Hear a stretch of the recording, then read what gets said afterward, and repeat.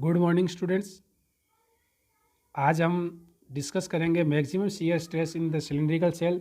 ये पहले पार्ट में जो थिन सिलेंडर के पहले पार्ट में हमने डिस्कस किया था हुप स्ट्रेस क्या होता है, लॉन्गिट्यूडिनल स्ट्रेस क्या होते हैं। आज हम देखेंगे इसमें कि मैक्सिमम शियर स्ट्रेस क्या होता है सिलेंड्रिकल सेल्स में, थिक सिलेंडर्स में। तो माई सेल्फ किशन कुमार निर्वाण from government polytechnic college Chittorgarh, lecturer in mechanical engineering department. तो हमने देखा था लास्ट टाइम, जो लास्ट लेक्चर में, कि हमारे पास तीन सतह थी, तीन सरफेस थे, सर्कमफेरेंशियल, लॉन्गिट्यूडिनल एंड रेडियल। तो इस तरीके से हमारे पास sigma H, sigma L and P, तीन हमारे पास स्ट्रेस है। तो मैक्सिमम शियर स्ट्रेस किस सरफेस में मिलेगा? Tau maximum H and L. हम जानते हैं कि दो सरफेस के का जो मिलान होता है वहाँ पर हम शियर सरफेस देखते हैं। तो एच और एल के ऊपर देखते हैं। तो sigma H minus sigma L by two, दोनों की वैल्यू अपन पुट करेंगे, P D upon 2t minus P D upon 4t by two. तो सिग्मा मैक्सिमम एच और एल सरफेस के हमें प्राप्त होता है P D by 8t, P D by 8t। उसके बाद सिग्मा मैक्सिमम एच और पी पे देखते हैं। तो sigma H minus sigma P, एक तरीके से सिग्मा पी बोल सकते हैं। तो उसको हम रेडियल को पी से डिनोट करते हैं। वो कंप्रेसिव होने की वजह से नेगेटिव होगा, तो नेगेटिव नेगेटिव साइन होकर पॉजिटिव हो जाएगा। तो sigma H plus P by two, sigma H की वैल्यू हम रखते हैं P D upon 2t plus P by two, P divide by two, पूरे में दो का भाग देना है। तो टाउ मैक्सिमम एच और पी प्लेन पे हम देखते हैं P D upon 4t plus P by two. P को हमने नेगलेक्ट किया था, बहुत ही कम होता है सिग्मा एच की तुलना में। तो हमारे पास जो आंसर निकल के आता है पी डी बाई 4t। और इसी तरह से एल और पी पे हम देखते हैं टाउ मैक्सिमम। तो sigma L plus P upon two, sigma L की अपन वैल्यू रखते हैं तो P D upon 4t plus P divide by two. तो सिग्मा मैक्सिमम एच और पी प्लेन पे हम देखते हैं कि P D upon 8t plus P by two. तो पी बाई टू को हम नेगलेक्ट करते हैं तो हमारे पास आंसर आता है पी डी अपॉन 8t। तो जब हम इन तीनों कंडीशंस को देखते हैं, एच और एल के बंदे पी डी बाई 8t, तो तीन हमारे पास आए हैं tau maximum, maximum shear stress. P D upon 8t आया, एक पी डी अपॉन 4t आया, एक आया है हमारे पास पी डी अपॉन 8t। तो हम देखते हैं कि एच और पी के ऊपर, तो P D upon 4t is the maximum. इन तीनों को कंपेयर करते हैं तो P D upon 4t is the maximum.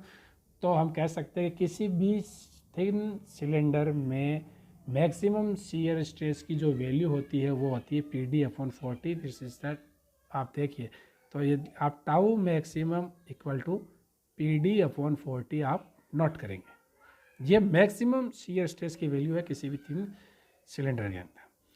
तो this maximum shear stress P D upon 4t occurs on a plane 45 degree to the tangent and parallel to the longitudinal axis of the cylinder. तो longitudinal axis के तो parallel होता है और 40 और ये 45 degree tangent पे होता है।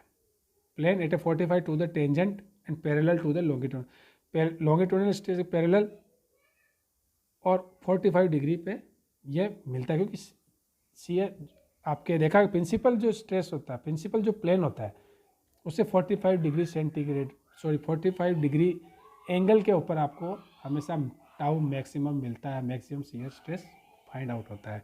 ये आपने मोहर सर्किल के अंदर में देखा होगा। अब आगे हम देखते हैं सेंट्रीफ्यूगल स्ट्रेन। हमने अब तक जो सेंट्रीफ्यूगल स्ट्रेस के बारे में, हुप स्ट्रेस के बारे में पढ़ा था, अब हम देखते हैं सेंट्रीफ्यूगल स्ट्रेन या हुप स्ट्रेन। तो जब अभी हमारे पास तीन अलग अलग परपेंडिकुलर, म्यूचुअली परपेंडिकुलर डायरेक्शंस के अंदर स्ट्रेस होते हैं तो हम किस तरीके से उनको फाइंड आउट करते हैं।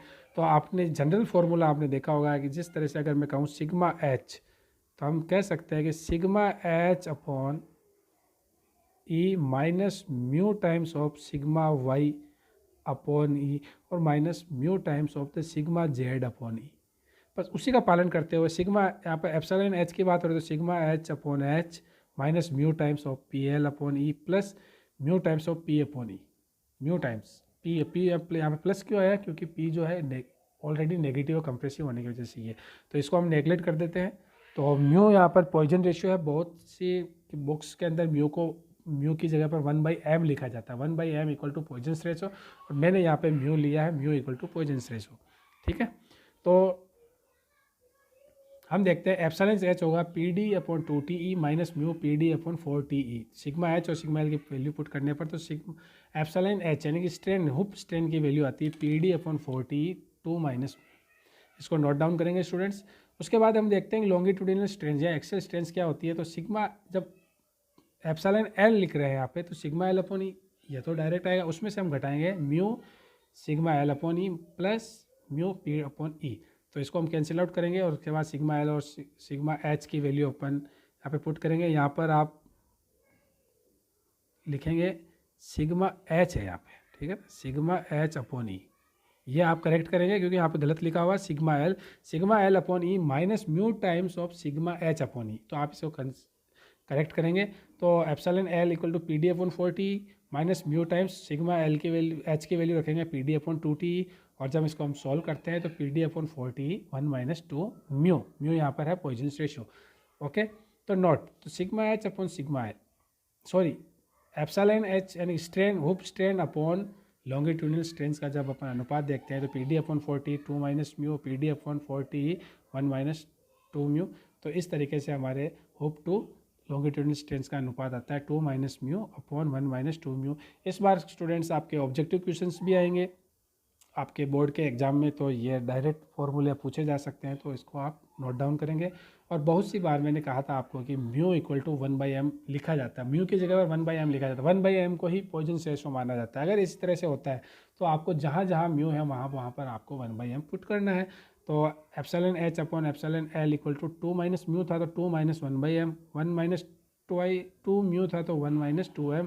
और इसको सोल्व करते हैं तो 2m minus 1 upon m minus 2। इस तरीके से हमारे पास अनुपात निकल के आता है। उसके बाद हम देखते हैं वॉल्यूमेट्रिक स्ट्रेन। वॉल्यूमेट्रिक स्ट्रेन तो हम देखते हैं कि इसमें जो स्ट्रेन क्या बोल होता है change in length. Volumetric strain change in volume. तो 3 अलग डायरेक्शन है हमारे पास, तो उनमें तीनों अलग अलग डायरेक्शन में जो चेंज होगा उनको हम जब ऐड करते हैं तो वो वॉल्यूमेट्रिक स्ट्रेन कहलाता है। तो हम देखते हैं कि एक डायरेक्शन तो ये है, एक डायरेक्शन ये है, इसके बाद एक डायरेक्शन एल है, यानी कि डायमीटर के रेस्पेक्ट में यानी सरकमफेरेंशियल ये 2 बार इसमें चेंजेज आ सकते हैं तो एक बार लेंथ के अकॉर्डिंग। तो हम ये लिख सकते हैं कि वॉल्यूमेट्रिक के जो strain equal to 2 times of hoop strain plus 1 time of longitudinal strain. जब इनकी वैल्यू पुट आउट करते हैं हम तो 2 इंटू हुप स्ट्रेन की हम रखते हैं तो P D upon 40 2 minus you, और लॉन्गिट्यूडिनल स्ट्रेन की वैल्यू अपन रखते हैं तो P D upon 40 1 minus 2 mu. और हम इस तरीके से हम इसको सोल्व करते हैं पी डी अपॉन 40 और इसको कैलकुलेट करते हैं तो हमारे पास इसको सोल्व करने पर आंसर आता है एप्सिलॉन वी यानी volumetric strain equal to P D upon 40 5 minus 4 mu. Mu यहाँ पर आपके है पॉइजनस रेशियो, ये नोट डाउन करेंगे आप। तो if we consider internal pressure P, जब अगर इंटरनल प्रेशर को भी हम कंसिडर करते हैं तब वॉल्यूमेट्रिक स्ट्रेन क्या होगी। तो यह वॉल्यूमेट्रिक स्ट्रेन तो वो नहीं है P D upon 40 5 minus 4 mu. लेकिन हम यहाँ पर देखते हैं जब हमने ये 3 स्ट्रेन निकाली थी आपके पास, जब हम ये स्ट्रेन निकाल रहे तो हम यह क्या कर रहे थे, जब हम इन स्ट्रेन की कैलकुलेशन करते थे तब म्यू अपॉन पी ई को हम क्या नेगलेक्ट कर रहे थे यहाँ पे। तो 2 बार तो ये आएगा, अगर इसको हम नेगलेक्ट नहीं करते हैं, अगर पी को भी कंसिडर करते हैं तो 2 बार तो हुप स्ट्रेन में काम आ रहा था। तो म्यू प्लस पी अगर इसमें जुड़ा हुआ रहता तो इसको 2 से गुणा करने पर 2 ट्वाइस म्यू पी ई, और यहाँ पर एक टाइम म्यू अपॉन पी तो 3 टाइम्स इसके अंदर ऐड हो जाएगा और कुछ नहीं होगा इसमें। तो हम यहाँ पे देखते हैं कि जब हम कंसिडर करते हैं पी को भी रेडियल स्ट्रेस को भी तो 3 टाइम्स म्यू अपॉन पी ही इसमें और इंक्रीज हो जाएगा। ओके, इसके बाद हम देखते हैं थिन स्पेयर। ये आपके पास sphere like a tennis ball, आपकी जो क्रिकेट की बॉल होती है वो एक तरह से स्पेयर होती है जो हर चारों ही ओर से क्या हो अंदर जो है गोल ही होती है। उसे किसी भी प्लेन के अकॉर्डिंग काटा जाए वो हाफ में कट होगी और हेमिस्फेरिकल बनाएगी। इस तरीके से आप देख सकते हैं, चाहे इस तरीके से कट करेंगे तो इस तरीके का बनाएंगे और इस तरीके से कट करेंगे तो एक पार्ट उसका ये होगा।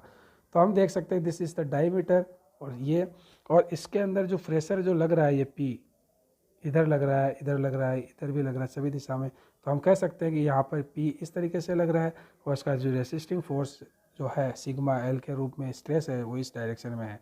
तो हम देखते हैं इसका जो सबसे पहले हमने, क्योंकि ये जो वक्र के रूप में है, ठीक है, जब आपका जो कोई प्लेन है अगर वक्र के रूप में है तो सबसे पहले हमें उसका प्रोजेक्टेड एरिया लेना होता है। प्रोजेक्टेड एरिया का मतलब क्या होता है, उसके सारे पॉइंट को जितने भी पॉइंट है उस सभी पॉइंट को किसी एक सतह के ऊपर पुट करना होता है, वो सारे पुट इसमें करते हैं तो एक सर्किल बनता है जिसका डायमीटर होगा d। तो जो आपका प्रोजेक्टर होगा वो होगा पाई बाई 4 डी स्क्वायर होगा। तो बर्स्टिंग फोर्स को हम लिखेंगे P इंटू प्रोजेक्टेड एरिया, तो F B equal to P into pi by 4 D square. Resisting force जो होगा प्रेशर इंटू रेसिस्टिंग एरिया। तो आप इसमें देख सकते हैं रेसिस्टिंग एरिया वही आपका पिछली बार जो मैंने देखा था पाई डी टी, तो पाई डी टी होगा तो sigma H into pi D T. और जब इक्विलिब्रियम कंडीशन के लिए इन दोनों को हमको इक्वल करना होगा तो F B into F R, तो sigma H equal to pi D T equal to P into pi by 4 D square. तो सिग्मा एच की वैल्यू आती है हमारी पी डी अपॉन 40। लेकिन आपको बताया किसी भी एक प्लेन के अकॉर्डिंग काटते हैं हम, हॉरिजॉन्टल या वर्टिकल प्लेन से काटते हैं तो एक ही चीज़ प्राप्त होती है हमें। तो इसीलिए वो इसके अंदर हुप स्ट्रेस और लॉन्गिट्यूडनल स्ट्रेस दोनों ही इक्वल होंगे और वो होंगे पी डी अपॉन 40। तो हम कह सकते हैं कि इसमें जो स्ट्रेन होगी वो भी इक्वल होगी, sigma H epsilon H upon equal to epsilon L, यानी कि लॉन्गिट्यूडनल स्ट्रेन और हुप स्ट्रेन दोनों ही। तो हम sigma H minus E minus mu time sigma L upon E दोनों ही है इसमें। तो sigma H upon E 1 minus mu sigma H upon E की वैल्यू को इसमें पुट करते हैं तो P D upon 40 1 minus mu. ये इस तरीके से दोनों ही हुप स्ट्रेन और लॉन्गिट्यूडनल स्ट्रेन सेम होगी। वॉल्यूमेट्रिक स्ट्रेन की तो बात करते हैं तो हम देखते हैं इसके अंदर कि आप देखिए ये कोई भी एक बॉल है, उसमें एक तो ये डायरेक्शन, एक ये डायरेक्शन और ये डायरेक्शन, सभी डायमीटर है तो 3 तरीके बाहर जो इसमें डायमीटर के अंदर चेंज हो सकता है। तो 3 times of the hoop strain, और इसको हम हुप स्ट्रेन की वैल्यू रखते हैं तो 3 P D upon 40 1 minus mu. ठीक है, तो इसको भी आप फॉर्मूले को नोट डाउन करेंगे। तो स्पेयर के अंदर अब इस तो और थिन सिलेंडर के अंदर हमने हुप स्ट्रेन पढ़ी है और लॉन्गिट्यूडनल स्ट्रेंथ पढ़ी है और हमने वॉल्यूमेट्रिक स्ट्रेंथ की स्टडी की है। उसी तरीके से हमने हुप स्ट्रेस लॉन्गिट्यूडनल स्ट्रेस की स्टडी की थी, वो दोनों वहाँ पर अलग अलग थे थिन सिलेंडर्स के अंदर, लेकिन थिन स्पेयर के अंदर दोनों ही सेम होते हैं। उसके बाद देखते हैं सिलेंडर विथ स्पेरिकल एंड, कि सिलेंडर और सिलेंडर के साथ जो सिलेंडर को जो पैक करने के लिए हम जो वर्टिकल न लेकर के किसको कैलकुलेट कर रहे हैं, इसके क्या कर रहे हैं, hemispherical, 2 hemispherical end लगा रहे हैं। ठीक है, तो इसके अंदर हम देखते हैं कि maximum stress in cylinder and sphere are same. दोनों के अंदर जो मैक्सिमम जो स्ट्रेस की वैल्यू होती है वो अगर दोनों में सेम हो तो क्या कंडीशन होती है। तो इसमें हम देखते हैं कि जो सिलेंडर है उसके थिकनेस को हम टीसी बोलेंगे और जो आपका ये स्पेरिकल पार्ट है उसकी जो थिकनेस है उसको हम टीएस बोले, S for spherical, C for cylindrical. Okay, तो उसमें मैक्सिमम स्ट्रेस, तो मैक्सिमम स्ट्रेस सिलेंडर के अंदर तो मैक्सिमम स्ट्रेस क्या था, पी डी अपॉन 2T। जो हुप स्ट्रेस था वो मैक्सिमम स्ट्रेस होता है, मैक्सिमम शियर स्ट्रेस नहीं, मैक्सिमम स्ट्रेस। ओके ना, और स्पेयर के अंदर दोनों ही सेम होते हैं तो हम लिखते हैं पी डी अपॉन 2TC। यहाँ पर TC लिखेंगे क्योंकि सिलेंडर के लिए है और स्पेयर के लिए लिखेंगे पी डी अपॉन 4T, क्योंकि उसमें 40 आ रहा है तो 4TS। तो TC अपॉन TS की जो वैल्यू वो आएगी 2। तो जब हम इसको डिजाइन करते हैं तो ध्यान रखना होगा कि जब हम ये देखते हैं कि दोनों का अगर मैक्सिमम जो स्ट्रेस है वो अगर सेम है तो TC अपॉन TS, यानी कि thickness of cylinder to thickness of sphere equal to 2। Okay, उसके बाद हम देखते हैं केस नंबर 2 कि the circumferential strain at the junction are same. जहाँ पर ये दोनों ही मिल रहे हैं, जो जंक्शन है जहाँ सिलेंडर और स्पेयर दोनों मिलते हैं वहाँ पर जो इनकी जो स्ट्रेन है वो सर्कमफेरेंशियल स्ट्रेन जो है वो सेम होनी चाहिए। 2 कंडीशन से हम इसकी डिजाइन करते हैं। तो हम देखते हैं यहाँ पर कि हुप स्ट्रेन इन सिलेंडर और हुप स्ट्रेन इन स्पेयर। तो हम देखते हैं P D upon 4TC E 2 minus mu hoop strain, और स्पेयर के अंदर अपन ने देखा था कि स्ट्रेन की वैल्यू होती है P D upon 4TE 1 minus mu, तो टी की जगह TS लिखेंगे। और हम देखते हैं कि TC अपॉन TS जो हम वैल्यू निकल के आती है वो वापस आती है 2 minus mu upon 1 minus mu.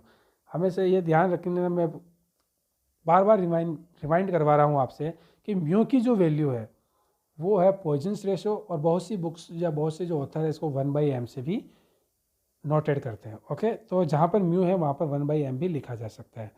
और हम फ्लैट की जगह पे ये सिलेंडर के अंदर स्पेरिकल पार्ट क्यों ऐड करते हैं, स्पेरिकल एंड क्यों लगाते हैं, तो इसका कारण है कि we use hemispherical end at the end of the cylinder because to minimize the bending stress in the cylinder when the ends are flat. जब बेल्ट जो एंड जो फ्लैट होते हैं तो उस पर जो इंटरनल फोर्स की तरह से वो बेंड हो जाते हैं, तो उस बेंडिंग इफेक्ट को रोकने के लिए हम हेमिस्फेरिकल एंड्स का यूज करते हैं। तो थैंक यू स्टूडेंट्स। तो ये जो लेक्चर है आपको हेल्प करेगा कि वॉल्यूमेट्रिक स्टैंड और डिफरेंट टाइप की जो स्टैंड को कैलकुलेट करने में। Thank you.